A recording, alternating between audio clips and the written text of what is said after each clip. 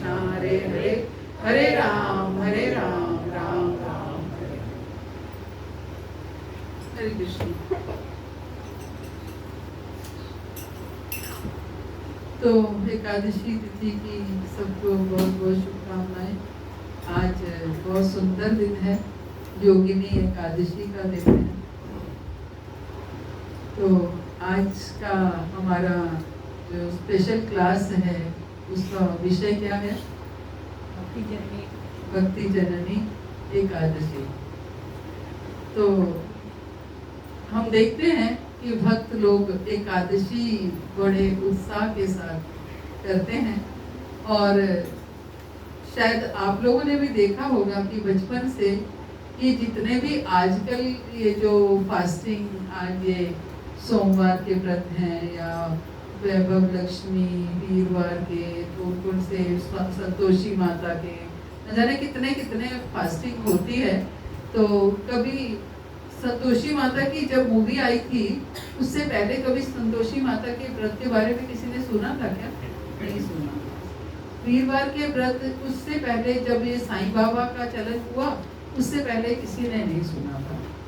तो हमें मुख्य तौर से हम भक्त बनने जा रहे हैं। यहाँ पर एकत्रित जितने भी लोग हैं उनकी भावना शायद सबकी यही होगी कि हमें भक्त बनना है। कितने लोगों की ये भावना है कि भक्त बनना है ना? कितनी सुंदर भावना है ये कि हमें भक्त बनना है और कुछ नहीं चाहिए, हमें भक्त बनना है। तो कहते हैं कि जैसे एक बच्चा होता है, उसका बहुत छोटा होता है तो उसके पिता कहीं खो जाते हैं, और तो जब बड़ा होता है तो वो देखता है सबके पिता हैं, मेरे पिता नहीं है।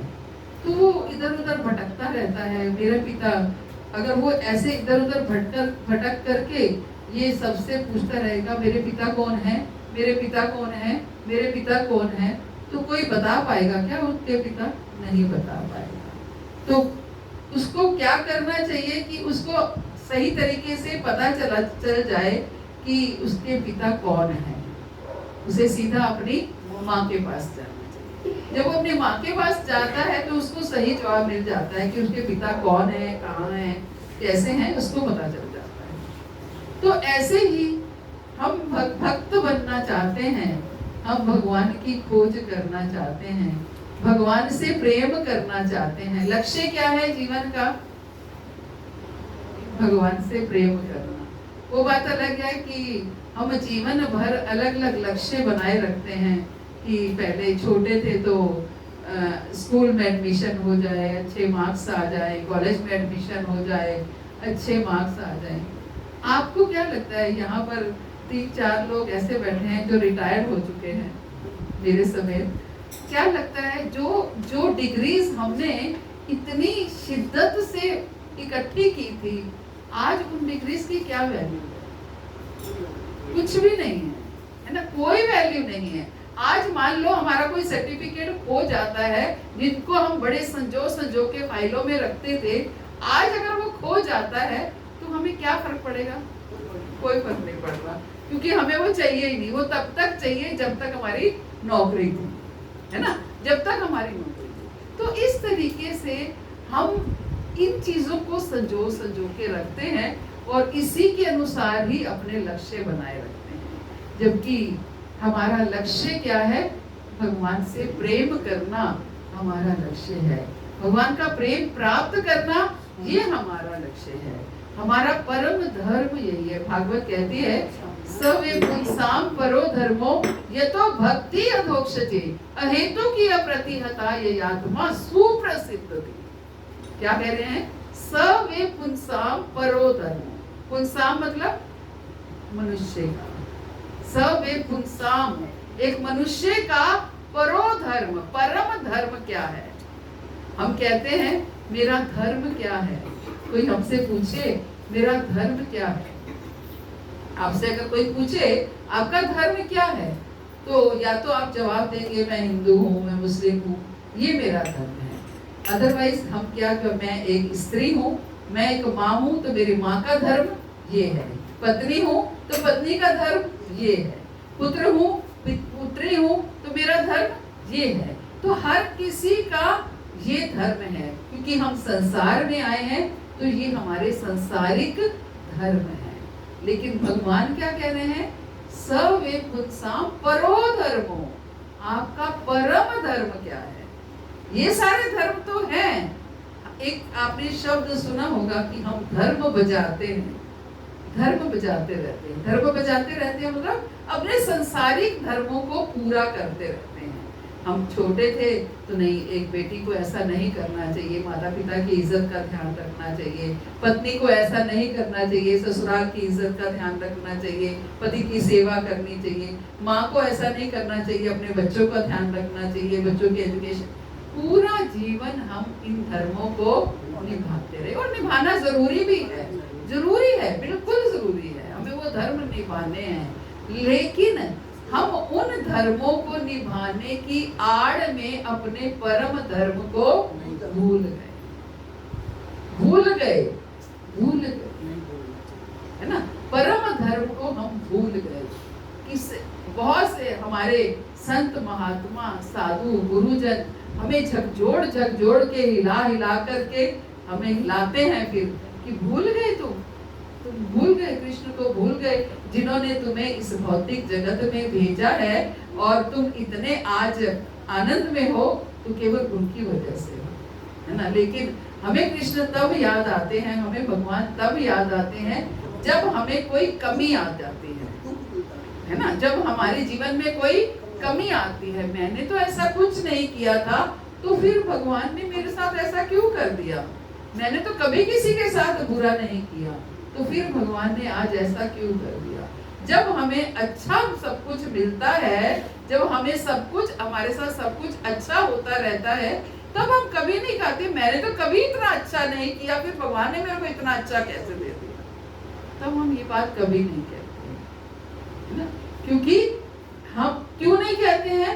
क्योंकि हम इस भौतिक जगत में रह रहे हैं, और इस भौतिक जगत का यही चलन है,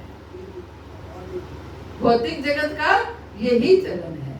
लेकिन जो मुट्ठी भर भक्त होते हैं, जो भक्त बनना चाहते हैं, वो भौतिक जगत में रहते हुए भी इस भौतिक जगत से उठने का प्रयास करते हैं। भले ही वो भौतिक जगत में रहते हैं, तो वो इन भौतिक जगत से उठने का प्रयास करते हैं। तो जैसे एक बच्चे का है, माता को ही पता होता है ये पिता कौन है, ऐसे ही भगवान कौन है, हमारा परम धर्म क्या है, ये किसको पता होता है? शास्त्र को पता होता है, गुरु को पता होता है, शास्त्र हमारी माता है। हमें कुछ भी ऐसा नहीं करना है जो शास्त्रों के विरुद्ध हो, जो शास्त्रों के अगेंस्ट हो। मनमाने ढंग से हमें कुछ नहीं करना है, जो करना है वो शास्त्रों के अनुसार करना है। अगर शास्त्रों के अनुसार नहीं करेंगे तो ये मशीनरी चलने वाली, सही तरीके से चलने वाली नहीं है। हम देखते हैं, हम कोई भी मशीनरी घर में रहते हैं, एक सिंपल सा घर में रेफ्रिजरेटर लाएंगे, वॉशिंग मशीन लाएंगे, एक छोटा मोबाइल फोन ही लाते हैं, तो उसके साथ मैनुअल मिलता है ना, एक बुकलेट मिलती है। वो क्या है? उसकी शास्त्र है।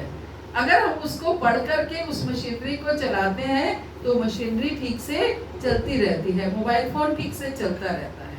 लेकिन अपने मनमाने ढंग से इधर उधर बटन दबा देंगे तो कोई ना कोई गड़बड़ हम कर बैठेंगे। ऐसे ही भगवान ने ये मनुष्य रूपी मशीनरी बनाई, तो साथ में ये शास्त्र, ये हमें मैनुअल के रूप में दिया, और इनमें बताया कि इस मनुष्य जीवन को कैसे चलाना है, कैसे रहना है। आज जो ये तरह तरह के व्रत हम करते हैं, तो ये किस लिए करते हैं? अपने भौतिक जीवन को और क्या करने के लिए? संवारने के लिए। लेकिन हम नहीं जानते कि संवारने की डेफिनेशन होती क्या है ना? संवारने की डेफिनेशन क्या होती है? संवारने का अर्थ क्या है? कि आज हमारे पास बहुत धन आ जाएगा तो हमारा भौतिक जीवन संवर जाएगा? नहीं संवरेगा, क्योंकि अगर संवरना होता तो टाटा, बिरला, अंबानी इतने बड़े बड़े, तो फिर तो उनका भौतिक जीवन बिल्कुल संवर गया होता। वो कभी नहीं मरते, कभी हमेशा आनंद में रहते, कभी तब फिर बड़े बड़े धनी व्यक्ति कभी सुसाइड नहीं करते। हम आए दिन देखते हैं न्यूज़पेपर में, इतना धनी व्यक्ति, फिल्म हीरोइन, हीरो, उसने सुसाइड कर लिया, उसने सुसाइड कर लिया, क्यों? है ना? भौतिक जीवन संवरने का क्या अर्थ है? अच्छा ओहदा होता है, अच्छी नेम फेम होता है समाज में, फिर भी हम सुसाइड कर देते हैं, फिर भी हम प्रसन्न नहीं होते हैं, फिर भी हम आनंद में नहीं होते हैं।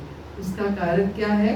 इसका कारण यही है कि हमने वो शास्त्रों के अनुसार अपने जीवन को जिया नहीं।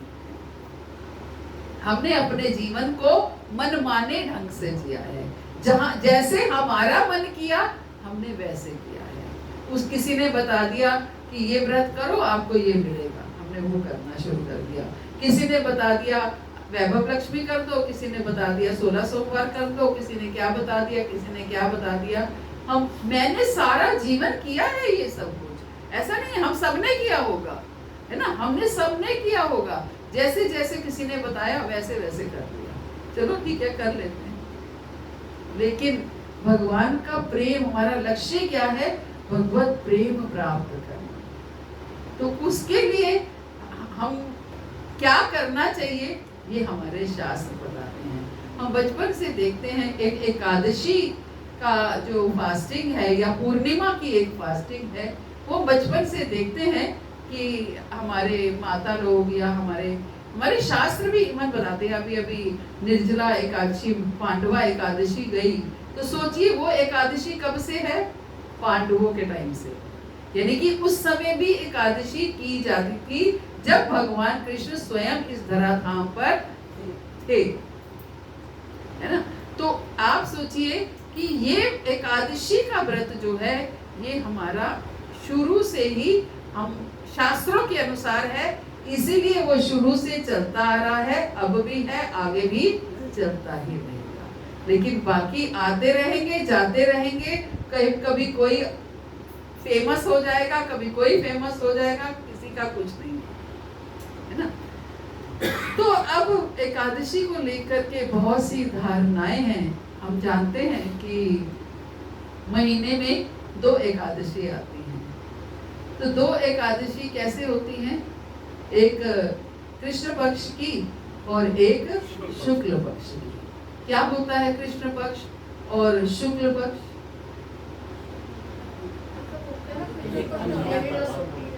कृष्ण पक्ष अंधेरी रात होती है और शुक्ल पक्ष चांदनी रात होती है।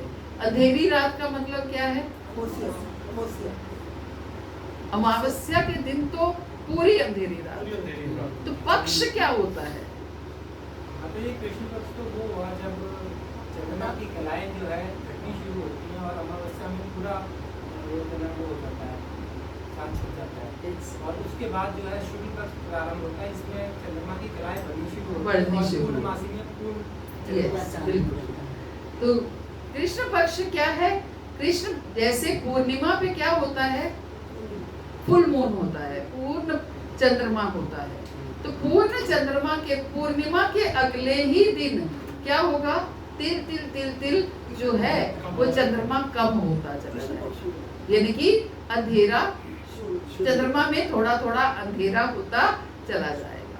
तो ये पूर्ण चंद्रमा अंधेरा होने में 15 दिन लग जाएंगे। तो 15 दिन जब तक कि अमावस्या आएगी तब तक वो पूर्ण रूप से अंधेरा हो जाएगा। तो इस पूरे पक्ष को जब चंद्रमा फुल मून से लेकर बिल्कुल डार्क मून तक परिवर्तित होता है उसको कृष्ण पक्ष कहते हैं। संक्रांत किसको कहते हैं? संक्रांत जो आती है, संक्रांति है ना? संक्रांति, हाँ, कई जो पंजाबी लोग हैं वो संक्रांति को महीना कहते हैं, है ना, शुरू होता है कहते हैं। कई लोग पूर्णिमा को महीना शुरू होता है कहते हैं। तो संक्रांति की अलग अलग तिथि पड़ती है। संक्रांति की कोई ये तिथि नहीं है कि इतने दिन संक्रांति पड़ती है, ऐसा नहीं है। आपकी एकादश में भी संक्रांति पड़ सकती है। संक्रांति जो है एक महीने के पूरे चंद्रमा के हिसाब से के हिसाब से संक्रांति पड़ती है। वो दिन एक महीने बाद ही आता है, लगभग 1-2 दिन का डिफरेंस होता है, वो भी लगभग महीने बाद आता है। तो इस तरीके से ये कृष्ण पक्ष था। और शुक्ल पक्ष जब अमावस्या के दिन डार्क, पूरा मून जो है पूरा डार्क हो जाता है, तो अमावस्या के अगले ही दिन क्या होगा, फिर से वो थोड़ा थोड़ा उजाला शुरू हो जाएगा। तो उजाला जब शुरू हो जाएगा तो उसको पूर्ण रूप से उजाला होने में 15 दिन लग जाएंगे, यानी कि अमावस्या से पूर्णिमा तक आने में 15 दिन लग जाएंगे। तो ये क्या है, शुक्ल पक्ष है। तो ये कृष्ण पक्ष और शुक्ल पक्ष के जो 11वां दिन है, 11th डे, 15 दिन में से जो 11वां दिन है, उस दिन हम एकादशी करते हैं, है ना। उस दिन हम एकादशी करते हैं। एकादश जैसे कि नाम से ही पता चल रहा है कि एकादश, एकादश मीन्स 11। तो एकादशी की शुरुआत कहाँ से हुई? एकादशी की शुरुआत हुई मार्गशीर्ष महीने से। मार्गशीर्ष महीना कौन सा होता है? कार्तिक समाप्त होता है, उसके बाद मार्गशीर्ष महीना शुरू होता है। मार्गशीर्ष शुरू होता है। भगवान भगवत गीता अगर किसी ने पढ़ी हो तो भगवान क्या कहते हैं, महीनों में मैं मार्गशीर्ष हूँ, है ना। महीनों में मैं मार्गशीर्ष हूँ। मार्गशीर्ष महीने का बहुत महत्व है। हम कार्तिक को ज्यादा वो करते हैं, लेकिन मार्गशीर्ष महीना स्वयं भगवान ने बोला है कि मैं मार्गशीर्ष हूँ, है ना। इसलिए मार्गशीर्ष महीना बहुत महत्वपूर्ण है। तो मार्गशीर्ष महीने की कृष्ण पक्ष में जो एकादशी आती है वो उत्पन्ना एकादशी के नाम से, जैसे आज की एकादशी किस एकादशी के नाम से है? योगिनी एकादशी के नाम से है। तो वो एकादशी जो है उत्पन्ना एकादशी के नाम से है। उत्पन्ना मीन्स एकादशी उत्पन्न हुई, है ना। उस दिन एकादशी उत्पन्न हुई। तो कहते हैं कि एक बार भगवान विष्णु और एक असुर था जिसका नाम था मुर राक्षस। मुर राक्षस जो था, इन दोनों में युद्ध हो गया। युद्ध क्यों हुआ कि मुर राक्षस जो था वो शंखचूड़ का पुत्र था, और शंखचूड़ का भगवान विष्णु ने वध किया था। तो मुर जो उनका पुत्र था वो भगवान विष्णु का द्वेषी हो गया कि इसने मेरे पिता का वध किया है। तो भगवान विष्णु से उनका युद्ध होने लगा। अब युद्ध करते करते करते, क्योंकि असुर था, बहुत बलवान था, करते करते युद्ध करते करते भगवान क्योंकि एकादशी को लाना चाहते थे, कहते ना भगवान की हर कार्य लीला हो जाती है। भगवान झूला झूलते हैं तो भी झूलन लीला हो जाती है। भगवान पर्वत उठाते हैं तो गोवर्धन लीला हो जाती। भगवान कुछ भी करे तो उसको हम लीला कह देते हैं। तो भगवान की ये अपनी क्रिएशन थी, अपनी लीला थी कि भगवान ऐसा करना चाहते थे। लेकिन वो असुर जो है लड़ते लड़ते बहुत हावी हो गया और भगवान थकने लगे। शास्त्र बताते हैं कि भगवान विष्णु जो है वो थकने लगे। थकने लगे तो वो दौड़ गए, रण से, युद्ध से दौड़ गए। उनकी आदत में है कि वो रण छोड़ है। जहां कहीं वो देखते हैं अब पलड़ा थोड़ा सा उधर भारी हो रहा है तो वो दौड़ जाते हैं। जैसे जब बाल सखाओं के साथ खेलते थे, खेल खेल में भी जब दूसरे बाल सखा जीतने लगते थे तो कृष्ण दौड़ जाते थे, अब मैं थक गया हूँ, अब मैं नहीं खेल रहा हूँ। तो ऐसे हैं कृष्ण। तो इस तरीके से, लेकिन उसके पीछे भी उनकी कोई ना कोई लीला होती थी। तो अब मुर राक्षस से युद्ध हो रहा है और भगवान थक गए हैं और थक करके युद्ध से भाग जाते हैं। भागते हैं तो पीछे पीछे राक्षस भी उनके पीछे पीछे भाग लेता है। मुर राक्षस भी उनके पीछे पीछे भाग लेता है। और अब आगे आगे और भगवान भागते भागते जाकर के बद्रिका आश्रम पहुंच जाते हैं। बद्रिका आश्रम कहाँ है? किसको कहते हैं बद्रिका आश्रम? बद्रीनाथ को, है ना। भगवान वही बद्रिका आश्रम पहुंच जाते हैं और बद्रिका आश्रम में जाकर एक गुफा में जाकर के सो जाते हैं आराम से। खोज रहा है मूल राक्षस, पीछे पीछे आकर के खोज रहा। कोई युद्ध छोड़ करके आएगा और आकर के सो जाएगा चैन की नींद, ऐसे आराम से चैन की नींद सो जाते हैं। उनको कोई चिंता नहीं है कि मैं युद्ध छोड़ के आया हूँ, वो मेरा पीछा करेगा और पीछे करेगा तो मेरे मार डालेगा, क्योंकि उन्हें पता है कि मुझे कोई मार नहीं सकता। तो वहां पर आकर के आराम से सो जाते हैं। सो जाते हैं तो पीछे पीछे वो राक्षस पहुंच जाता है और ढूंढते ढांढते उनके पास पहुंच जाता है। तो जैसे ही वो उनके ऊपर वार करने लगता है तो भगवान के शरीर से एक देवी उत्पन्न होती है। भगवान के शरीर से ही एक देवी उत्पन्न होती है और वो उन मूल राक्षस का वध कर देती है। सोचिए, भगवान ने किस लिए नहीं मारा? भगवान चाहते तो मार सकते थे, क्यों नहीं मार सकते थे? लेकिन जब उनके शरीर से उत्पन्न होने वाली एक देवी ने उनको मार दिया तो फिर वो क्यों नहीं मार सकते थे? लेकिन भगवान ये छोटे मोटे काम स्वयं नहीं करते, अपने भक्तों को क्रेडिट देने के लिए ये कार्य वो करते हैं। वहाँ पे ये उसका उल्लेख है बद्रीनाथ। यस, बिल्कुल है, बिल्कुल। बद्रीनाथ की बड़ी डीप डीप लीला स्थलियां हैं, वहां जाकर रहना चाहिए। अगर किसी को हर जगह पर जाकर के ऐसी लीला स्थलियां देखनी है तो रहना चाहिए। जाकर के पूरा सीजन रहो, आप रिटायर लोग रह सकते हो। बद्रीनाथ तो गए हैं, लेकिन हम कैसे जाते हैं? भागते दौड़ते जाते हैं वहाँ पर, आनंद आएगा। वहाँ रहना चाहिए। जो कुंड जो बना हुआ है, गर्म कुंड, वो क्या महत्व? मैं बद्रीनाथ की कथा करूंगी तो एकादशी की कथा रह जाएगी, तो वो हम फिर बद्रीनाथ में ले जाकर के आपको कथा सुनाएंगे, है ना? तो इस तरीके से फिर मूल राक्षस, वो भगवान, एक देवी भगवान के शरीर से उत्पन्न होती है और वो मूल राक्षस का वध कर देती है। तो भगवान तो सब कुछ जानते ही हैं, ये थोड़ी कि वो सो ही रहे हैं, उनको पता नहीं है। तो जब वो राक्षस का वध हो जाता है तो भगवान की तंद्रा टूटती है, तो भगवान उस देवी को धन्यवाद देते हैं कि तुमने मेरी रक्षा की है, तुमने मेरे प्राण बचाए हैं। तो उनको कहते हैं कि आज से मेरे साथ आज के दिन तुम्हारी पूजा होगी। और आज का दिन क्या है? उस दिन एकादश होती है, उस दिन एकादश होती है, मतलब 11वां दिन होता है उस पक्ष का, कृष्ण पक्ष का 11वां दिन। तो उस आज से कृष्ण हर पक्ष के 11वें दिन तुम्हारी पूजा होगी और जो कोई भी आज के दिन अन्न ग्रहण नहीं करेगा वो मुझे प्रसन्न करेगा। और आज के दिन सारा पाप जो है वो अन्न में जाकर के बैठ जाएगा। ये उस देवी को ही कहते हैं, आज के दिन सारा पाप जो है अन्न में जाकर के बैठ जाएगा। इसलिए जो भी आज के दिन अन्न ग्रहण करेगा तो वो मुझे प्रिय नहीं होगा। अगर मुझे कोई मेरा प्रिय बनना चाहेगा तो आज के दिन अन्न ग्रहण नहीं करेगा।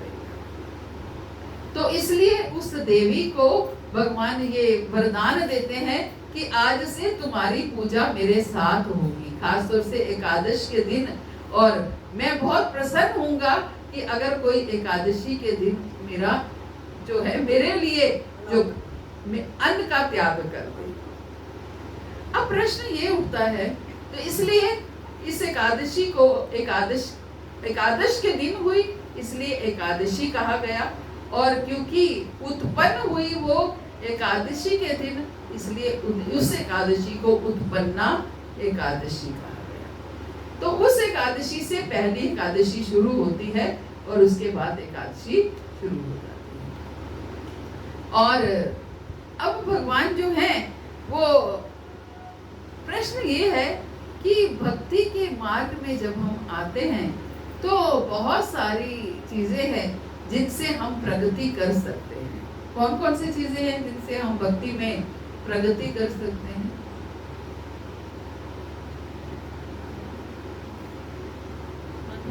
भक्ति के नाम जब हरे कृष्ण भक्ति के नाम भक्ति के 9 अंग कौन से हैं? भक्ति के 9 अंग श्रवणम कीर्तनम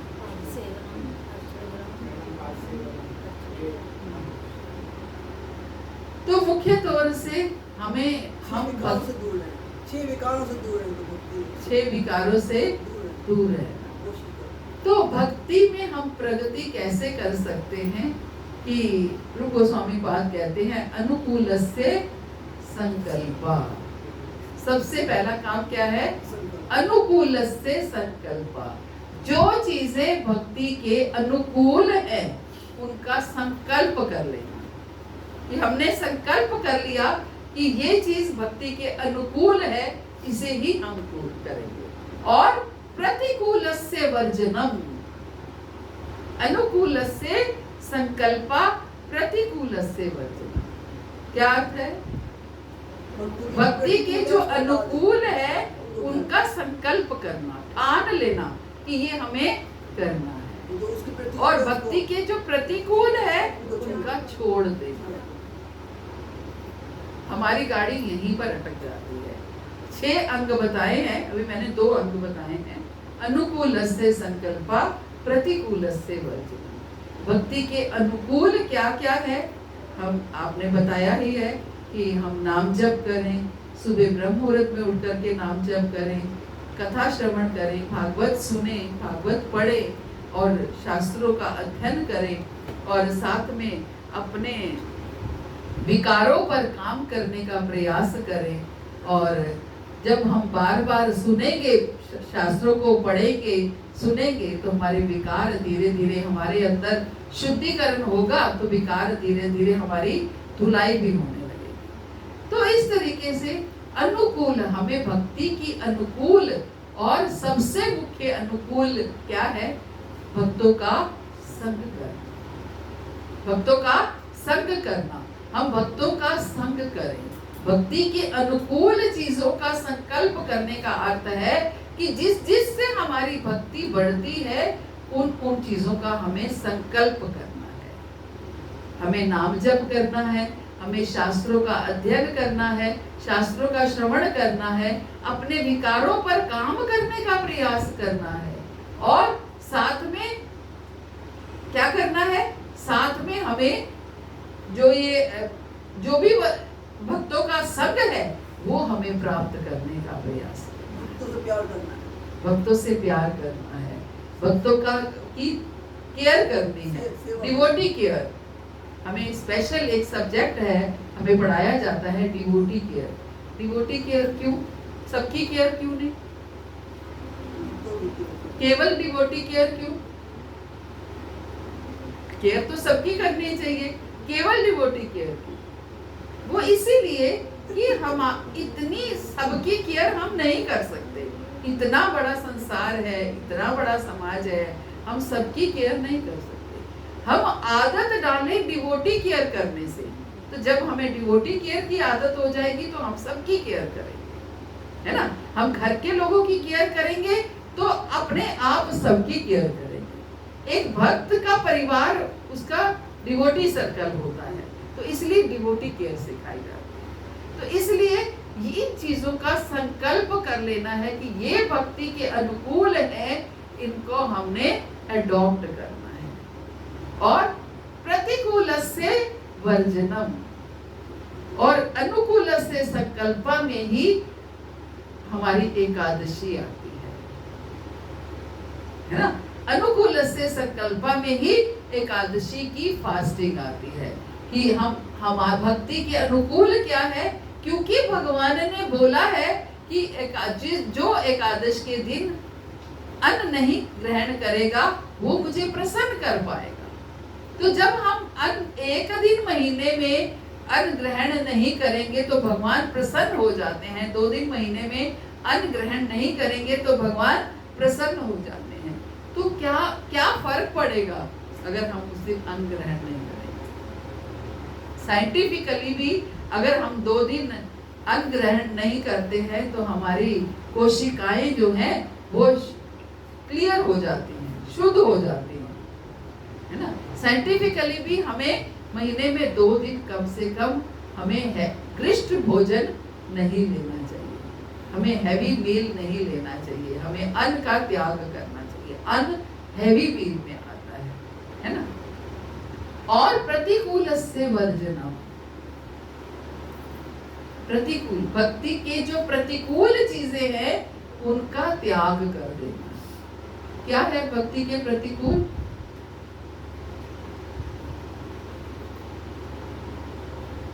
कुछ है क्या? है? ईर्ष्या, क्रोध, सबसे पहला निंदा, सबसे पहला जो हम हर कोई करता है, जो हमें भक्ति में पीछे कर देता है। खासतौर से वैष्णव निंदा। वैष्णव निंदा भी तभी होती है क्योंकि हमें निंदा करने की आदत है। अगर निंदा करने की आदत नहीं होगी तो वैष्णव निंदा नहीं है। तो भक्ति, अगर भक्ति की अनुकूल चीजों को हम करते रहे, हम नाम जप भी कर रहे हैं, हम भागवत श्रवण भी कर रहे हैं, अध्ययन भी कर रहे हैं, एकादशी भी कर रहे हैं, सब कुछ कर रहे हैं, लेकिन प्रतिकूल चीजों का त्याग नहीं कर रहे हैं, तो ये ऐसे हो जाएगा कि हम पेट दर्द की दवाई तो लेते जा रहे हैं लेकिन साथ के साथ परहेज नहीं कर रहे हैं। जैसा फूड, जैसा हैवी फूड हम है वैसा हम खाते चले जा रहे हैं, तो दवाई आपकी काम करने वाली नहीं है। जो डॉक्टर ने मना किया वो भी खा रहे हैं। तो यही है अनुकूल से संकल्पा, प्रतिकूल से वर्जनम। भक्ति की अनुकूल चीजों को ग्रहण करना है और प्रतिकूल चीजों का वर्जन करना है। और वो उन प्रतिकूल चीजों में सबसे पहले नाम आता है निंदा का, वैष्णव निंदा, कि हम निंदा करते हैं। कहते हैं कि निंदा करने से क्या होता है, हमारे जो फल होते हैं, जो अगर हम निंदा करते हैं तो हमारे पुण्य फल जो हैं, जिसकी हम निंदा करते हैं उसकी टोकरी में चले जाते हैं। तभी कहते हैं कि जो लोग इतना बुरा करते हैं उनके साथ अच्छा क्यों होता है। बहुत से लोग ये प्रश्न करते हैं, माता जी जो वो लोग इतना बुरा करते हैं उन्हीं के साथ ही अच्छा होता है। उनके साथ अच्छा इसलिए होता है क्योंकि आप उनकी निंदा करते हैं और आपके पुण्य फल उसकी टोकरी में चले जाते हैं। तो जो उसकी निंदा करेगा उसके पुण्य फल उसकी टोकरी में जाते जाएंगे, तो उसकी टोकरी किससे भर जाएगी, पुण्यों से भर जाएगी और उसका अच्छा होता चला जाएगा। तो इसलिए सबसे पहला काम हमें त्यागना क्या है, निंदा को त्यागना है, निंदा को त्यागना है, इसकी आदत बनानी है, इसकी बिल्कुल आदत बनानी है, पक्की आदत बनानी है। खासतौर से हम जहाँ इकट्ठे लोग बैठे होते हैं, माताएं खासतौर से जहाँ इकट्ठी बैठी होती हैं वहाँ यही काम होते हैं, एक दूसरे की बात। हम लोग पहले ऑफिस में लंच टाइम में यही काम करते थे, जो एब्सेंट होता था उसी को पकड़ लेते थे और उसी की खिंचाई करते थे। फिर धीरे धीरे ऑफिस में गीता भागवत को हमने एंटर करवाया कि गीता पढ़ी, भागवत पढ़ी, पूरी गीता पढ़ी हमने लंच टाइम में बैठ के, पूरी भागवत पढ़ी हमने लंच टाइम में बैठ के, और वो पता ही नहीं चला कि कब वो निंदा निकल करके चली गई। विषय विनिवर्तन्ते निराहारस्य देहिना रसवर्जम रसोप्यस्य परम दृष्टवा निवर्तते। जब उत्तम रस की प्राप्ति होती है तो हल्का रस अपने आप छूट जाता है। मोबाइल फोन आए तो लैंडलाइन छूट गए, हमने छोड़े नहीं। आज भी मोबाइल फोन नहीं आए होते तो हम लैंडलाइन पे बात कर रहे होते। कुकिंग गैस आई तो वो स्टोव जो हम फूकते थे वो छूट गए। आज भी कुकिंग गैस नहीं आई होती तो हम स्टोव पे खाना बना रहे हैं, है ना। कलर टीवी आए तो ब्लैक एंड व्हाइट छूट गए। तो जब हमें हमारे कानों को शास्त्रों के अध्ययन का रस लगा, हमें गीता भागवत का संदेश हमारे कानों में पड़ा, तो निंदा रस हमसे छूट गया। छोड़ा हमने नहीं, अब भी कभी मौका मिलता है तो छोड़ते नहीं हैं। ये रस है, भगवान ने उसमें रस डाला है। क्यों डाला भगवान ने उसमें रस, बताइए? क्यों आता है निंदा करने में रस?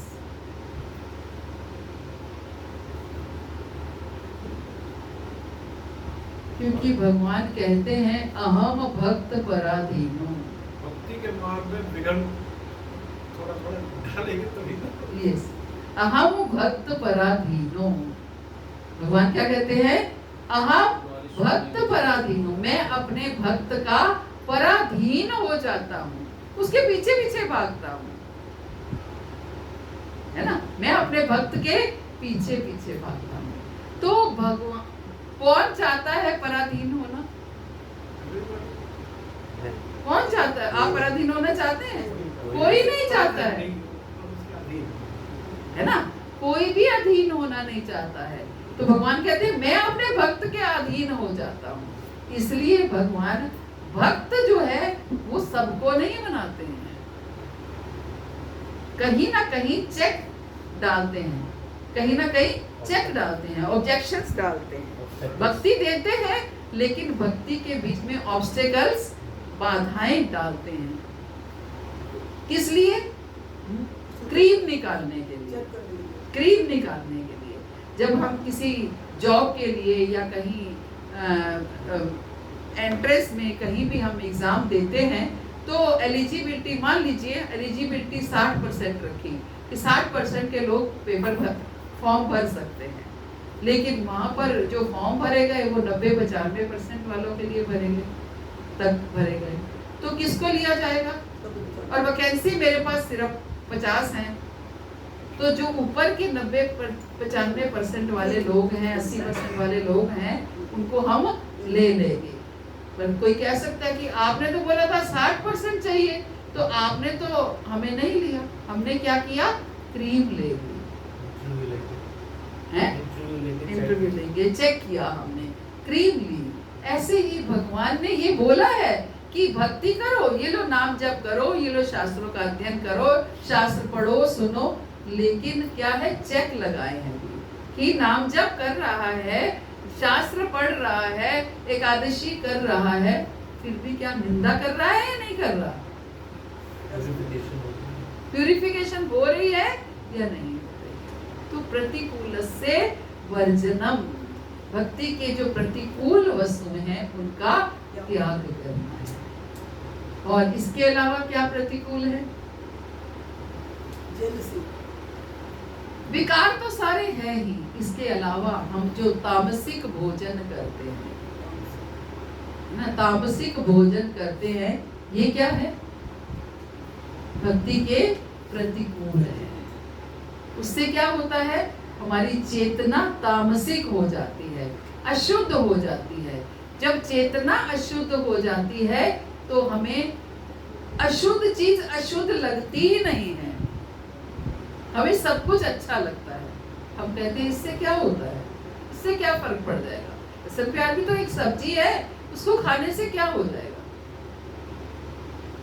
क्योंकि अभी हमारी चेतना दूषित है, अभी अशुद्ध है, अशुद्ध है, इसलिए अशुद्ध चीज भी हमें शुद्ध लगती है। तो तामसिक आहार ग्रहण करना ये भक्ति के प्रतिकूल है, हमें भक्ति में पीछे करता है ना? भक्ति में पीछे करता है। इसलिए हमारे शास्त्रों के अनुसार ब्राह्मण के लिए ये लहसुन प्याज नहीं बना है। वो बात अलग है, आज के ब्राह्मण सब कुछ खाते हैं, लेकिन एक्चुअल ब्राह्मण कौन है? जो शुद्ध आहार ग्रहण करता है ना? शुद्ध आहार ग्रहण करता है। मैंने तो ये सुना है कि हमारी माता जी एक मदनगीर में क्लास लेने जाती हैं और वो कहती है कि वहाँ के लोग तो नॉनवेज के बिना रह ही नहीं सकते हैं, कि नॉनवेज खाते ही खाते हैं। और जब वो श्राद्ध करते हैं तो उनके श्राद्ध में वो ये कहते हैं कि हमारे पिताजी को तो नॉनवेज बहुत पसंद था, इसलिए नॉनवेज ही खिलाते हैं श्राद्ध में, और ब्राह्मण खा लेते हैं। सबसे हैरानी की बात, सोचिए इस बात को, कहाँ जा रहा है संसार? ये राम मदन की कोई दूर की बात नहीं मैं बता रही। हिमाचल में कौन सी जगह उधर ही है। पोस्टिंग रही है और 5 साल। और ब्राह्मण खा लेते हैं। मजे की बात यह है कि ब्राह्मण खा लेते हैं। वहाँ तो ड्रिंक भी कर देते हैं। अरे महाराज हरिद्वार में सारे काम होगा। सोचिए, तो वो ब्राह्मण नहीं है। भगवान क्या कहते हैं? चतुर्वर्ण्य मृगाश्रम गुण कर्मा विभागशा। कि क्या है?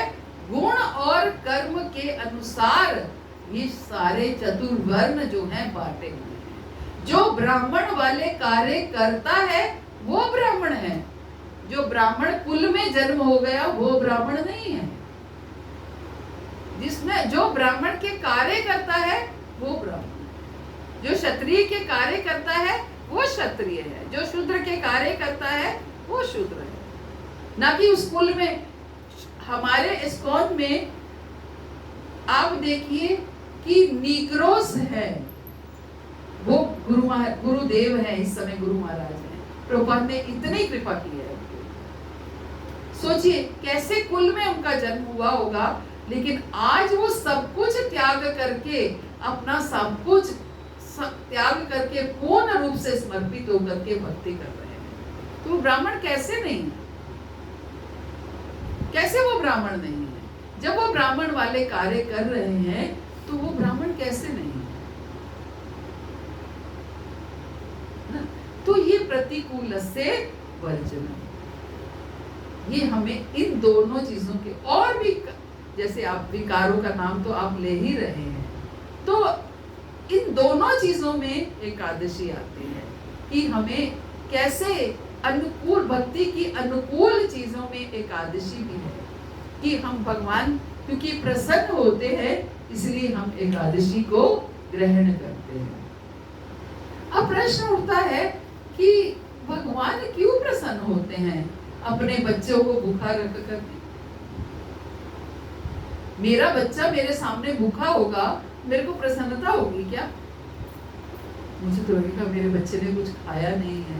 तो भगवान क्यों चाहते हैं कि हम भूखे रहें? भगवान क्यों चाहते हैं हम व्रत करें? इसलिए डिटॉक्सिफाई करने के लिए है, हमारे शरीर की डिटॉक्सिफाई होती है। हमारे शरीर की डिटॉक्सिफिकेशन होती है ना? डिटॉक्सिफिकेशन होती है। अगर फिजिकली देखा जाए तो डिटॉक्सिफिकेशन होती है, और अगर स्पिरिचुअली देखा जाए तो हमारी चेतना शुद्ध होती है। हमारी चेतना शुद्ध होती है। हमें केवल ये नहीं कहा जाता कि केवल एकादशी करो, हमें ये कहा जाता है एकादशी के दिन भजन करो, है ना? हम रोज 16 माला करते हैं तो एकादशी के दिन 25 माला कही जाती है। मिनिमम 25 माला आपको करनी है, ये हमारा नियम है। हम एकादशी के दिन कम से कम 25 माला करते हैं कि हमारा भजन बढ़े। आपने सुन रखा होगा शास्त्रों के अनुसार एकादशी की रात को बैठ करके, पूरी रात बैठ के लोग भजन करते हैं, नाम जप करते हैं, कीर्तन करते हैं, तरह तरह के अनुष्ठान करते हैं। इसलिए डिटॉक्सिफिकेशन के अलग अलग मेथड है। खान पान से डिटॉक्सिफिकेशन करना मतलब खान पान से अपना शुद्धिकरण करना, और नाम जप से अपना शुद्धिकरण करना, भक्तों का संग करके अपना शुद्धिकरण करना, अलग अलग तरीकों से अपना शुद्धिकरण। फास्टिंग जो है एक्चुअल में शपथ लेते हैं। यस, कि मैं शपथ लेता हूँ फिजिकली हट के स्पिरिचुअल में रहूँ। शपथ लेना बहुत अच्छा है। हम शपथ लेते हैं कि हम भौतिकता से हटकर आध्यात्मिकता में कम से कम आज का दिन हम बिताएंगे, प्रैक्टिस कराने के लिए कि एक एक दिन करके आप प्रैक्टिस कर पाए। कि हमेशा तो नहीं रह पाते कि चलो कम से कम महीने में 1 दिन 2 दिन जो हम फास्टिंग करें। हमारे गुरु महाराज बताते हैं कि पहले उनके गांव वगैरह में एकादशी के दिन छुट्टी होती थी, हर एकादशी की छुट्टी होती थी। आज अभी तो वो 80 प्लस है, तो हर एकादशी पे उनकी छुट्टी होती थी। किस लिए छुट्टी होती थी? कि पहले जो सरकार थी वो भी सबको भक्ति में आगे बढ़ाने का प्रयास करती थी। लेकिन आज की सरकार, हाँ मोदी जी जब से आए काफी फर्क पड़ा, लेकिन फिर भी वो ईच एंड एवरी पर्सन को चेक नहीं कर सकते हैं। हमें अपनी स्पिरिचुअल अपलिफ्टमेंट के लिए स्वयं अलग अलग, जैसे एक कपड़ा बहुत मैला है तो हम क्या करते हैं, पहले जमाने में स्त्रियां वॉशिंग मशीन नहीं हुआ करती थी, अब तो क्या है वॉशिंग मशीन में डाला झंझट खत्म, क्या हो गया गंदा हो जाएगा तो नहीं फेंक देंगे दूसरा पहन लेंगे, इतना कपड़ा है कोई अंत नहीं। पहले तो लोगों के पास बेचारों के पास 2-3 पेयर 4 पेयर होते थे, उसी को ही संवार के रखते रहते थे, क्योंकि बाहर अंदर भी पहनना है और घर में भी पहनना है। तो क्या करते थे, उसी को ही इतने अच्छे से वॉश करते थे, पहले साबुन में धोते थे, भिगो के रखते थे, गर्म पानी में भिगो के रखते थे, फिर वो जोर जोर से डंडे से पीटते थे उसको, फिर भी साफ नहीं होता था तो डिनोपाल, रानी पाल, ना जाने क्या क्या डालते थे, है ना, क्योंकि है मेरा क्वेश्चन यही होता है। मेरा एक क्वेश्चन है, मोदी साहब का नाम लिया आपने, मोदी साहब की क्या यही काम है ना। तो ये अगर कपड़ा एक इतना मैला है तो हम उसके लिए सोडा कितनी कितनी चीजें यूज करते हैं कि अब साबुन लगा लो, अब नीम लगा लो, अब टीनोपाल रानीपाल लगा लो, अब कूट लो, अब गर्म पानी सोडा, माता जी बता रहे। तो इस तरह ऐसे ही हमारा हृदय कितना मैला है, जन्मों जन्मों की मैल है, केवल इस जन्म की नहीं, जन्मों जन्मों की मैल है उसके अंदर। तो उसको डिटॉक्सिफाई करने के लिए, उसको शुद्ध करने के लिए, उसको साफ करने के लिए जितनी चीजें हो उतनी हमें अपनानी चाहिए। नाम जप करिए, ठीक है, नाम जप में भी क्या हम 100% नाम जप कर पाते हैं? कभी ध्यान उधर चला जाता है, कभी पानी में, कभी गैस में, कभी कहाँ, जो चीजें आपको कभी याद नहीं आएंगी वो नाम जप के समय याद आ जाएंगी। सही बात। तो इसलिए बहुत सारे इंस्ट्रूमेंट्स को आपको प्रयोग करना पड़ेगा, नाम जप भी करना पड़ेगा, भक्तों का संग भी करना पड़ेगा, जो आकर के आपको हर संडे को ऐसे हिलाए कि उठो जागो, है ना, हिलाना पड़ेगा। और साथ में भगवान की कथाओं को सुनना पड़ेगा, भगवान की कथाओं को पढ़ना पड़ेगा, और कई तरीके के अपने आहार को शुद्ध करना पड़ेगा। वो से कहते हैं आहार से क्या होता है, उधर से कहेंगे जैसा खाओ अन्न वैसा होता है मन, उधर से कहेंगे आहार क्या होता है, अपने आप को ही गलत ठहराते हैं। अपने आहार को शुद्ध करना, भगवान कहते हैं भगवत गीता में, युक्ताहार विहारस्य युक्त चेष्टस्य कर्मसु युक्त संगा बोधस्य योगो भवति। युक्ताहार विहारस्य, हमें कैसा आहार और विहार करना है ये हमें देखना है। आहार कैसा होना चाहिए? युक्त होना चाहिए। युक्त मीन्स भगवान से युक्त होना चाहिए। भगवान को अर्पित कीजिए और फिर उस आहार को ग्रहण कीजिए। क्या हो गया? भगवान से युक्त हो गया। वही भोजन पहले खाना था, अब प्रसाद बन गया। जब वो प्रसाद आपके अंदर जाएगा तो आपके शरीर की एक एक कोशिका को शुद्ध कर देगा। कहते हैं 7 साल कोई अगर केवल प्रसाद ग्रहण करता है, प्रसाद के अलावा कुछ भी ग्रहण नहीं करता, तो उसकी शरीर के सारे सेल्स भी बदल जाते हैं। शरीर के सारे सेल्स, कोशिकाएं भी बदल जाती हैं। केवल 7 साल हमें केवल प्रसाद ग्रहण, और ये हमारे आचार्य लोग, भक्त लोग पूरा जीवन केवल प्रसाद ग्रहण करते हैं। और कोई मुश्किल नहीं है। क्या करना है? जो आपको खाना है वो भगवान को खिलाना है ना। भगवान तो कहते हैं यत् करोषि यशनासि यजुर्होसि तदासि यत् पश्यसि कौन्तेय यत् पुष्पा मत्पर्णा। क्या कहते हैं? यत् करोषि, यत् करोषि मीन्स तुम जो कुछ करते हो, यत् करोषि यशनासि, तुम जो कुछ करते हो, जो कुछ खाते हो, जो तपस्या करते हो, जो दान देते हो, वो मेरे लिए करो। बस इतना कर लो पूरे जीवन में। भगवत गीता का एक श्लोक भी हम अपने जीवन में उतार लें, एक श्लोक की मैं बात कर रही हूँ, तो हमारा जीवन सार्थक हो जाएगा, है ना। तुम जो कुछ करते हो, हम सुबह से लेकर के रात तक क्या करते हैं, है ना। सुबह से लेकर के रात तक हमारा पहला काम क्या होता है, उठना होता है, बिस्तर से उठना।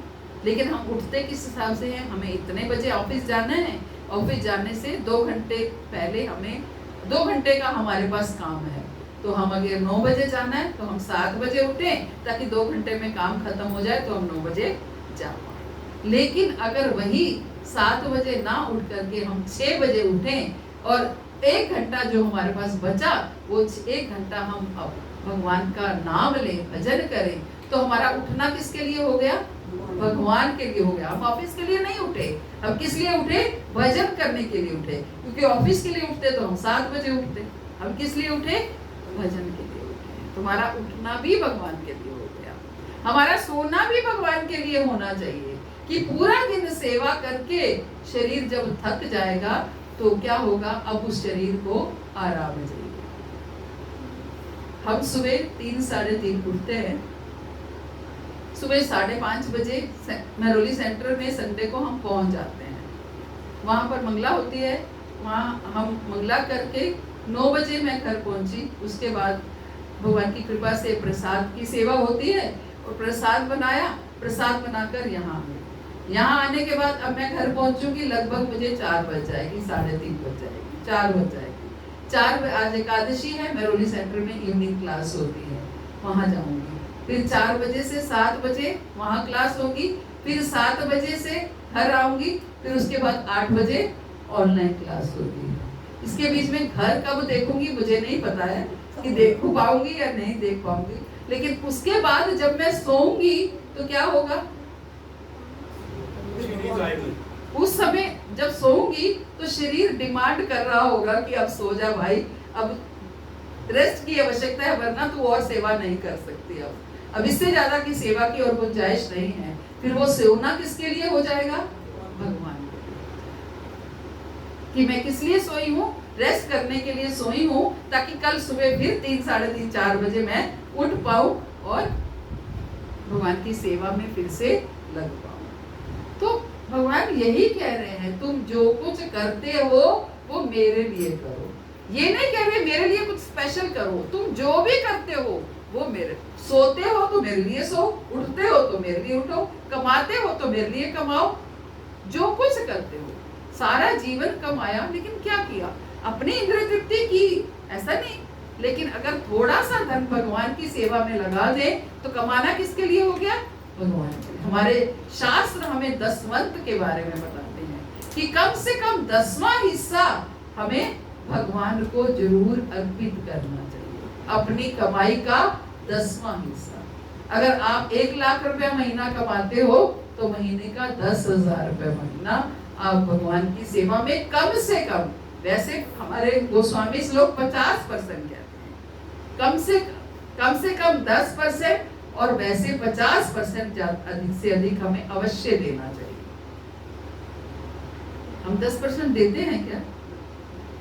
दिल को इतना कुछ होता है जब हाथ से कुछ छूटता ही नहीं है ना, छूटता ही नहीं। महाराज ने तो 100% दे दिया, महाराज ने तो 100% दे दिया। जिन्होंने जीवन ही दे दिए तो उन्होंने तो क्या रखा, उन्होंने तो अपने जीवन ही दे दिए, है ना।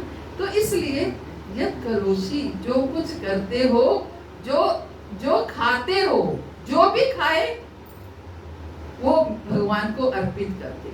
भगवान ने ये नहीं बोला कि मेरे लिए कुछ बनाओ, भगवान कहते जो कुछ तुम्हें पसंद हो, जो तुम खाना चाहते हो मेरे लिए बना, मुझे पहले अर्पित कर दो फिर खा लो। लेकिन होना शुद्ध चाहिए, क्योंकि भगवान शुद्ध सात्विक आहार खाते हैं।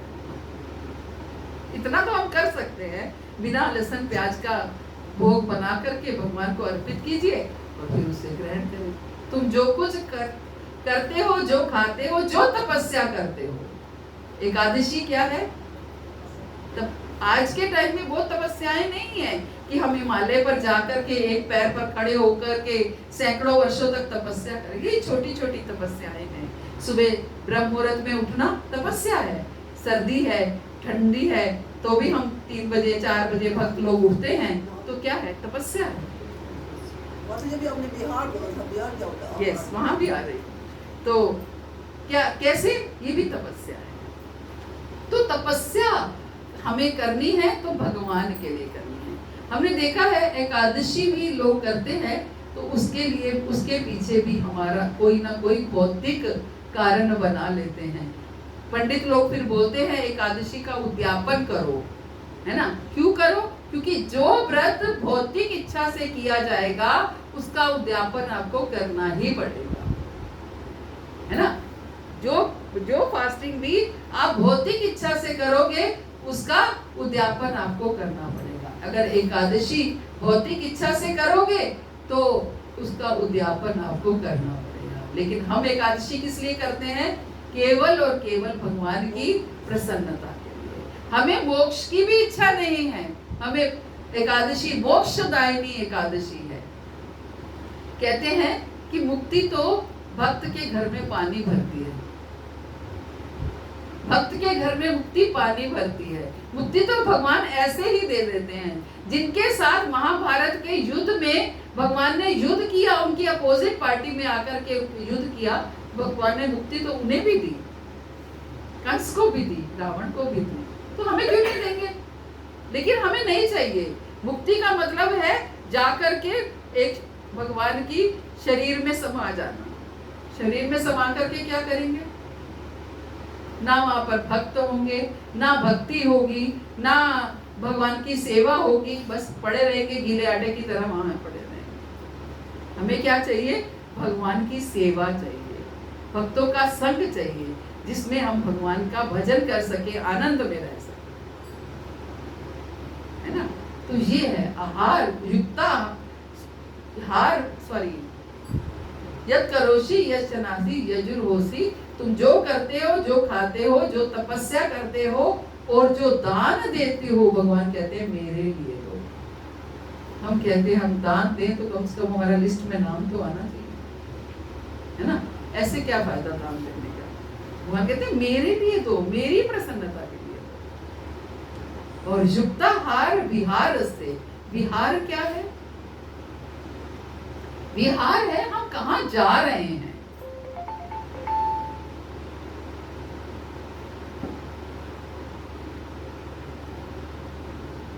हम कहाँ जा रहे हैं?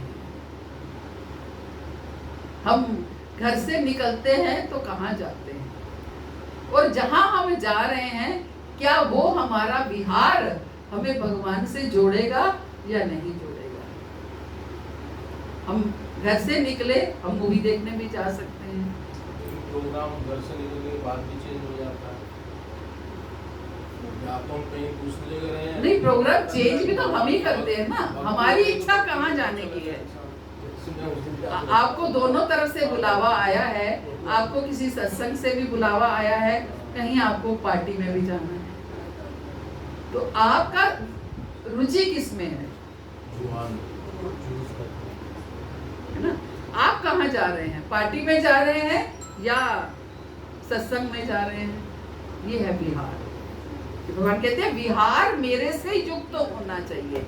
जैसे आहार मेरे युक्ताहार, आपका आहार भी मेरे से युक्त होना चाहिए, आपका विहार भी मेरे से युक्त। ये हर बार तो सुनता है, जैसे डॉक्टर के पास जाना है तो सत्संग जाना तो हो सकता है आपको डॉक्टर के पास जाना है। किस लिए जाना है? आपका शरीर अस्वस्थ है। आप शरीर को स्वस्थ क्यों करना चाहते हैं? ताकि आपका भजन अच्छे से हो पाए, आप भगवान की सेवा अच्छे से कर पाओ। कैसे युक्त कर लिया आपने डॉक्टर के पास जाने को? भगवान के साथ युक्त हुआ या नहीं हुआ? ये शरीर भगवान का है, भगवान की सेवा के लिए है। अगर इस शरीर को स्वस्थ करना है तो वो भी विहार भी वो युक्त है, क्योंकि शरीर को स्वस्थ करना है। किसके लिए स्वस्थ करना है? भगवान की सेवा के लिए। ऐसे तो मैं मार्केट में शॉपिंग करने जा रही हूँ, मुझे एक बर्तन खरीदना है, तो ये कैसे भगवान से युक्त हुआ? ये मेरा विहार कैसे भगवान से युक्त? बर्तन भगवान की, मैं भगवान की सेवा के लिए बर्तन खरीद रही हूँ। मैं कुछ भी खरीद रही हूँ वो भगवान की सेवा के लिए। अपने लिए वस्त्र भी खरीद रही हूँ, मान लीजिए मैं अपने लिए वस्त्र खरीद रही हूँ, तो किस लिए? कि मुझे भगवान की सेवा के लिए स्वच्छ वस्त्रों की आवश्यकता है। वो बात अलग है कि हम तो अपने इंद्रिय तृप्ति के लिए खरीदते हैं कि हमें अलमारी खोलो तो कपड़े ऊपर गिरते हैं, फिर भी हम गुरु महाराज कहते हैं जितने जोड़े आपके पास कपड़े हैं उतने जन्म लेने पड़ेंगे तुम्हें। मैं तो डर जाती हूँ अपनी अलमारी खोलती हूँ तो कि लगता है भगवान अभी तो इतने जन्म ले रहे। आपके घर घर में ये, सबके घर में ये। तो इस तरीके से हमें एकादशी तो मैंने कम बताई, लेकिन एकादशी के साथ साथ इसके कपड़े ज्यादा ही होते हैं। नहीं, प्रभु जी भी कोई कम नहीं है। मेरे प्रभु जी की अलमारी मेरे से ज्यादा भरी हुई है।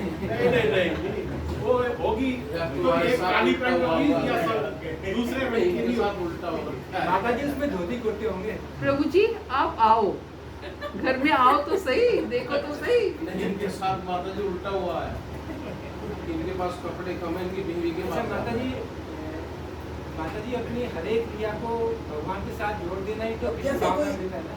हैं? यही तो कृष्ण भावना। यस, यही कृष्ण भावनामृत है। प्रभुपाद की हर पुस्तक में, गुरु महाराज की हर पुस्तक में कृष्ण भावनामृत शब्द बहुत प्रयोग होता है। कृष्ण भावनामृत क्या है? हमारी भावना हर समय कृष्ण में लगी रहे, है ना? हर समय कृष्ण में लगी रहे। कैसे लगेगी? अपना सब कुछ हम कृष्ण के साथ जोड़ देंगे तो भावना कृष्ण में लगी रहेगी। तो ये सारे जो है ये एकादशी को करने के लॉजिक्स हैं।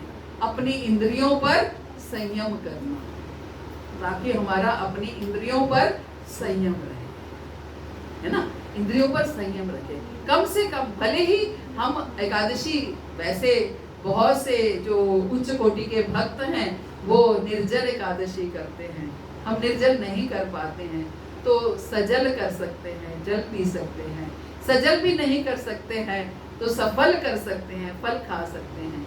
सफल भी नहीं कर सकते हैं तो गुट्टू उट्टू सब कुछ खा सकते हैं। लेकिन कम से कम हम इतनी इंद्रियों का तो संयम है कि हम अन्न ना खाएं, कुछ भी तो नहीं खाते ना, ये कम से कम हम संयम, इंद्रियों का संयम रखने के लिए हम एकादशी करते हैं। और इसको एकादशी का एक दूसरा नाम है हरिवासर।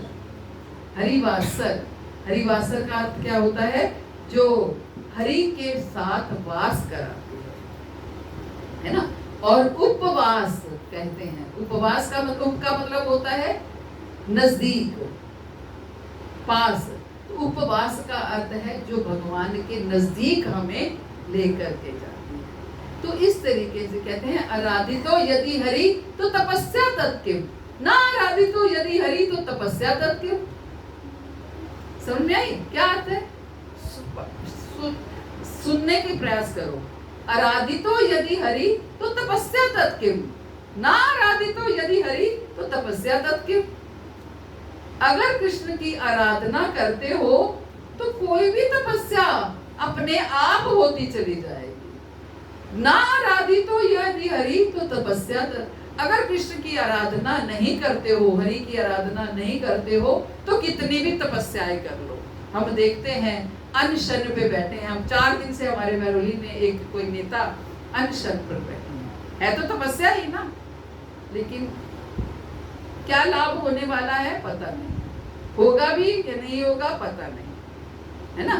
हम करवा चौथ का व्रत करते हैं, क्या है? पति की लंबी होती है क्या? कितने लोग कहते हैं होती है? अगर होती तो जो करवा चौथ करते हैं उनके पति कभी उनसे पहले नहीं जाते। कम से कम उनसे पहले तो नहीं जाने चाहिए ना, अगर करवा चौथ करते हैं तो। लेकिन इसलिए करते हैं कि ये कोई तपस्या नहीं है, ये केवल अपने पति को प्रसन्न करने के लिए, उनको इजहारे मोहब्बत करने के लिए हम करते हैं। तो यही अगर हम इजहारे मोहब्बत भगवान को कर दें, ये तपस्या अगर हम कृष्ण के लिए करते हैं, भगवान के लिए करते हैं। आज हमने एकादशी करी भगवान को प्रसन्न करने के लिए, भगवान को इजहारे मोहब्बत करने के लिए। हम आपसे प्रेम करते हैं कृष्ण, आप कभी ना कभी तो हमें देखोगे। और अगर मांगना ही है तो क्या मांगे? मांगने की इच्छा है, क्या मांगे? हमने इतना, भगवान कहेंगे तुमने इतनी तपस्या करी, कुछ तो मांगो। तो बस कृपा मांगनी चाहिए, है ना? कृपा। वैसी कृपा करो श्री राधे, दीजो वृंदावन को वास। ऐसी कृपा करो श्री राधे, दीजो वृंदावन को वास। ऐसी कृपा करो श्री राधे, दीजो वृंदावन को वास। ऐसी कृपा करो श्री राधे, दीजो वृंदावन को वास। वृंदावन को वास लाडली हरि भक्तों का साथ। ऐसी कृपा करो श्री राधे, दीजो वृंदावन को वास। ऐसी कृपा करो श्री राधे, दीजो वृंदावन को वास। भूख लगे तो मांगने जाऊं, ब्रजवासिन के टुकड़े खाऊं। भूख लगे तो मांगने जाऊं। है इतनी शक्ति कि ब्रज में रह करके केवल टुकड़ों पर हम जा पाए। ब्रज में जाते हैं तो फ्लैट पहले बना लेते हैं कि कहीं रहना, कहीं भगवान इधर उधर ना छोड़ दे। जो पूर्ण रूप से समर्पित होते हैं वो पूर्ण रूप से भगवान की शरण में जाते हैं। अपने खाने की भी नहीं सोचते कि खाना मिलेगा या नहीं मिलेगा। हमारे गोस्वामी लोग जब वृंदावन में आए तो उनके सेवक, एक उनका मित्र साथ में था, उसने बंगाल के मिनिस्टर थे। आप उससे पूछ रहे थे ना ये गोस्वामी कौन है? बंगाल के मिनिस्टर थे। इतना धन उनके पास, सारा धन वहां पर बांट करके आ गए। और उनका जो सेवक उनके साथ जा रहा था उसने 5, उस समय सोने की सिक्के चलते थे, 5 अशर्फियां अपनी जेब में डाल दी। 5 अशर्फी कहीं ऐसे, कहाँ बंगाल और कहाँ वृंदावन, वहां से यहाँ आ रहे हैं, रास्ते में कोई जरूरत पड़ जाए, कुछ हो जाए, पैसा तो होना चाहिए, कुछ तो होना चाहिए। तो उस समय कोई ट्रेन, कोई जहाज, कुछ नहीं होते थे, पैदल ही आना होता था। तो पैदल आ रहे हैं, रात पड़ गई रास्ते में, तो रुकना है कहीं पर, रुकना है तो कहाँ रुके? तो एक वहां पर रास्ते में एक घर है, उसको जाके नॉक किया कि रात को पनाह मिलेगी। हाँ हाँ रुक जाइए। तो उन्होंने रोका तो सही, साथ में बड़ी सेवा की। तो गोस्वामी, सनातन गोस्वामी कहने लगे हो ना हो, इसके पास कुछ है, कुछ सिक्के हैं, कुछ अशर्फियां हैं, वरना ये हमारी इतनी सेवा क्यों करते, क्यों इतनी सेवा कर रहे हैं ये हमारी। तो फिर उसको पकड़ लिया। सच सच बता तेरे पास क्या है, सच सच बता।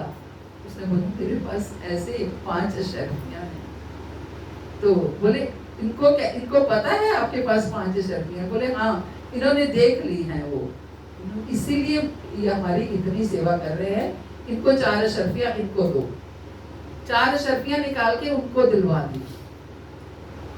उन्होंने बोला सारी अशर्फियां इनको दो। उसने फिर भी एक अशर्फी अपने पास छिपा ली कि एक तो अपने पास रख लूं। अगले दिन और आगे चल पड़े, अगले पड़ाव में रुके। सनातन गोस्वामी समझ गए कि अभी भी इसके पास कुछ है। उसको बोला तू उल्टे पांव वापस लौट जा, तू वृंदावन में जाने के लायक नहीं है। वृंदावन में जाने के लायक वो है जो पूर्ण रूप से समर्पित है, जो जिसे पूर्ण रूप से विश्वास है कि कृष्ण ही मेरे पालन करता है। हम तो वृंदावन क्या जाते हैं, घूम करके आ जाते हैं, टिक्की खा के आ जाते हैं, लस्सी पी के आ जाते हैं। ये वृंदावन नहीं है। अच्छे होटल में रहेंगे। अच्छे होटल में रहेंगे, है ना। तो ये वृंदावन। हमारे गुरु महाराज ने इतने धनी परिवार के हैं, लेकिन प्रभुपाद ने बोला कि इंजीनियर उस समय के एमटेक हैं, उस समय के एमटेक हैं। आज वो 81 ईयर्स के हैं। सोचिए उस समय एमटेक कौन करता था, और वो भी अमेरिका में जाकर। कितने धनी परिवार के होंगे। उस समय कौन बच्चों को अमेरिका पढ़ने के लिए भेजता था। अमेरिका पढ़ने के लिए गए, वहीं जॉब लग गई, वहीं जॉब करने लगे। कनाडा में जॉब ऑफिस था, कनाडा चले गए, वहां प्रभुपाद से मिले टोरंटो में। तो वहां प्रभुपाद से दूसरी मीटिंग में ही प्रभुपाद ने पूछा, आप क्या हो, कौन हो, मतलब क्या करते हो। प्रभुपाद महाराज ने बोला, मैं इंजीनियर हूँ। प्रभुपाद ने बोला, इंजीनियर तो बहुत मिलेंगे, प्रचारक बनो। तो आते हुए अपनी पत्नी ब्याही वो थे, मैरिड थे, अपनी पत्नी से भी नहीं पूछा और अपनी डिग्री को जला दिया कि अगर डिग्री होगी तो मैं फिर जॉब करने की मेरी लालसा जागृत हो जाएगी। वहीं के वहीं रिजाइन करके आ गए। और आज तक, उस समय महाराज 30 साल के थे और आज 80 साल, 50 साल का उनका भक्ति का करियर कह सकते हैं है। लेकिन महाराज ये कहते हैं कि शायद मैं अपने बलबूते पे जीता तो इतना अच्छा जीवन ना जी पाता जो मैं आज अच्छा, जितना अच्छा मेरा खान पान रहन सहन आज है, उतना मेरा तब थोड़ी होता, क्योंकि मैं कृष्ण पर आश्रित हो गया। इसलिए कृष्ण ने मेरी टेक केयर की। अनन्याप्यन्तो मां ये जना पर्युपास्ते तेषां नित्याभियुक्ता नाम योगक्षेमाम्यहम्। जो अनन्य भाव से मेरा भजन करता है, उसके मैं सारे योगक्षेम वहन करता हूँ। उसके पास जो कुछ भी है उसकी मैं रक्षा करता हूँ, और जो कुछ उसके पास नहीं है वो मैं उसको प्रोवाइड करता हूँ। त्रिभुवन भोग लगा लो।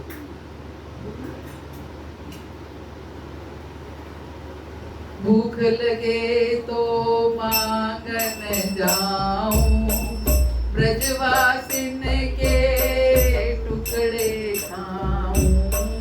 भूख लगे तो मांगन जाऊं, ब्रजवासिन के टुकड़े खाऊं।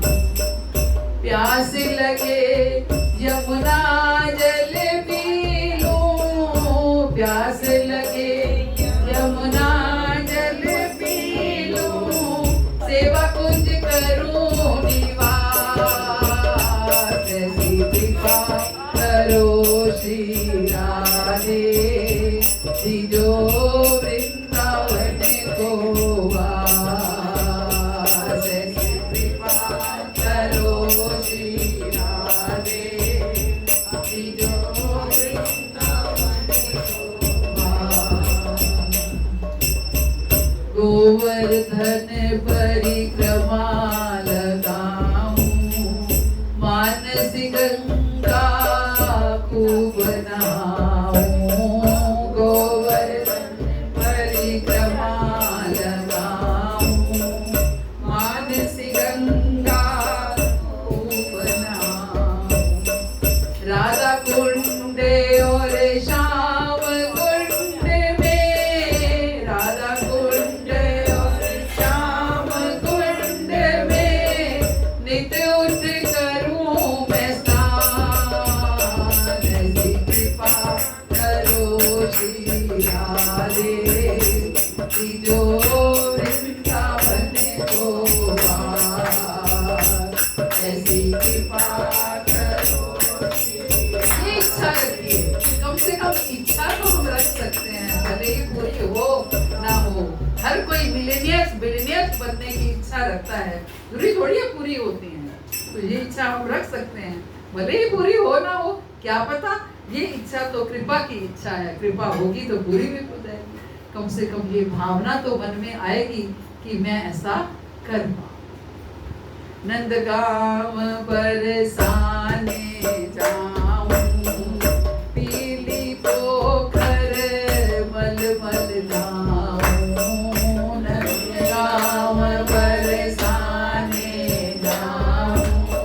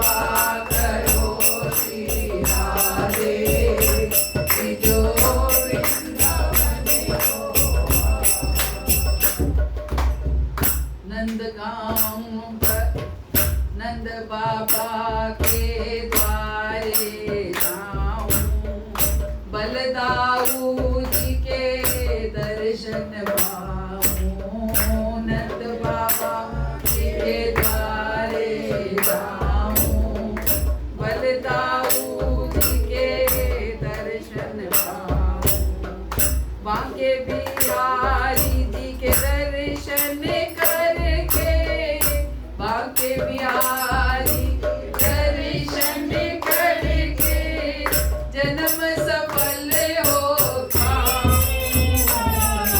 कृपा करो श्री राधे, जो वृंदावन को ऐसी कृपा करो श्री राधे,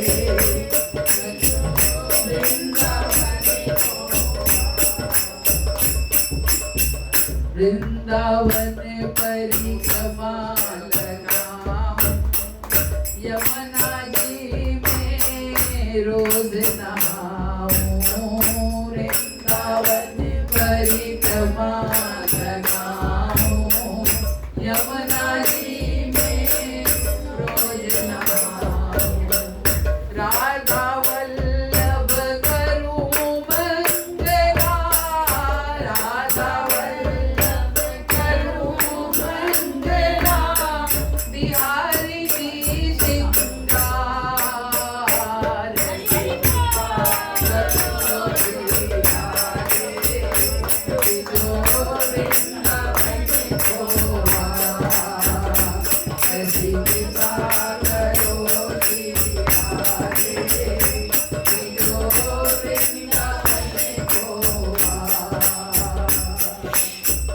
वृंदावन को वास लाडली, बरसाने को वास, ऐसी कृपा करो श्री राधे, जो हरि भक्तों का साथ, ऐसी कृपा करो श्री राधे, जो हरि भक्तों का